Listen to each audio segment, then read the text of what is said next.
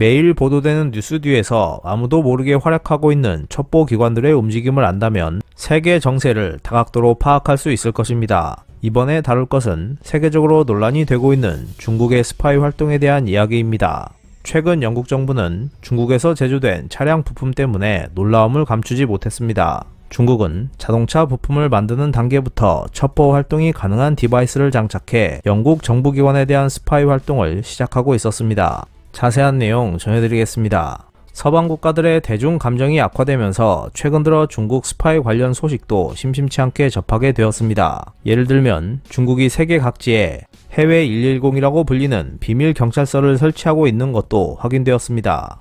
중국의 비밀 경찰서는 세계 각지에 사는 중국인들을 감시 수사하고 필요시 간첩 활동에도 협조하고 있는 것으로 알려졌습니다. 지난해 9월에는 중국 정보기관인 국가안전부 스파이가 일론 머스크가 인수한 미국 트위터에서 월급을 받으며 일했다는 사실을 FBI가 밝혀냈고 12월에는 스위스의 몇몇 대학이 스위스 연방정보국과 협력해 중국의 스파이 활동에 대한 경계심을 강화하고 있다는 것이 보도되었습니다. 이처럼 중국의 스파이 활동은 다양합니다. 지금까지의 예를 보면 중국은 국가기밀부터 지적재산, 학술 연구 등을 노리고 있는 것을 알 수 있었습니다. 최근 영국 사회를 발칵 뒤집은 일도 중국의 스파이 활동이었습니다. 영국 온라인 뉴스 아이뉴스에 따르면 영국 정부 차량에서 발견하기 어려운 곳에 중국의 추적 장치가 장착되어 있었던 것이 드러났습니다. 이 기사는 영국 정부 보안 관계자로부터 나온 정보로 차량에서 심카드가 발견되었으며 그 디바이스가 자동차의 위치 정보를 송신하고 있었다고 보도했습니다.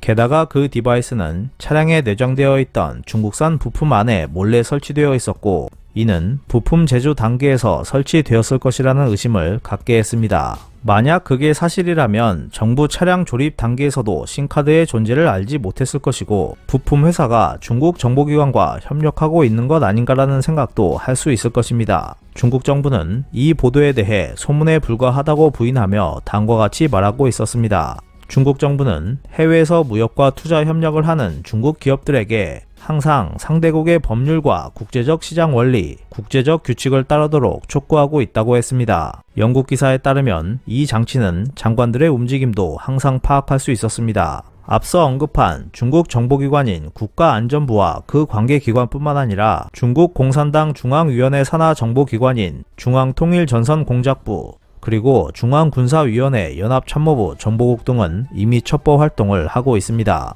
또한 사이버 분야에서는 인민해방군 전략지원부대가 해킹 등으로 다른 나라에 대한 스파이 활동을 벌이고 있습니다. 중국의 스파이 활동은 2023년에 들어서도 연이어 터져나오고 있습니다. 미국 언론 블룸버그는 대만 정부가 1월 5일까지 중국을 위해 스파이 활동을 벌이던 현역 대만군 장교 3명과 공군 장교 출신을 구속했다고 보도했습니다. 구속된 전직 공군 장교는 2013년에 이미 군에서 은퇴했지만 이후 중국의 페이퍼 컴퍼니를 통해 2만 달러 가량을 받으며 대만군의 스파이망을 구축한 것으로 드러났습니다.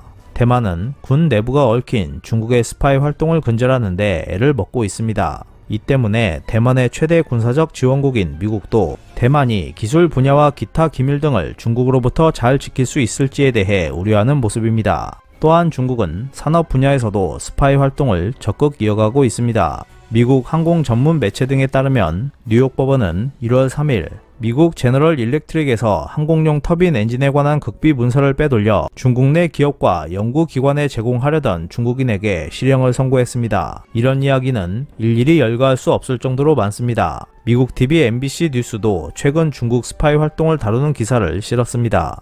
최근 몇 년간 중국은 교묘하고 폭넓게 스파이 활동을 시작했습니다. 미 법무부는 2017년 사업가이자 공화당 지지자였던 스티브 윈이 트럼프 전 대통령에게 영향력을 행사하기 위해 중국의 앞잡이 역할을 했다고 고발한 바 있습니다. 스티브 윈은 중국 정부 관계자로 등록하지 않은 채 중국을 위해 활동하고 있었습니다. 잊지 말아야 할 것은 서방 국가와 관계가 가깝고 선진국 중에서 첨단 기술을 보유하고 있는 한국도 중국 스파이의 타겟이라는 점입니다. 가전 전시회 등에서 선보인 중국 제품이 LG나 삼성 제품과 매우 유사한 것만 봐도 쉽게 알 수 있을 것입니다. 스파이 대책에 있어서 다른 선진국보다 뒤처지고 있는 한국이지만 2023년에는 더욱더 스파이 활동에 대한 대책을 강화하는 한 해가 되기를 기원합니다. 이상 피커TV였습니다.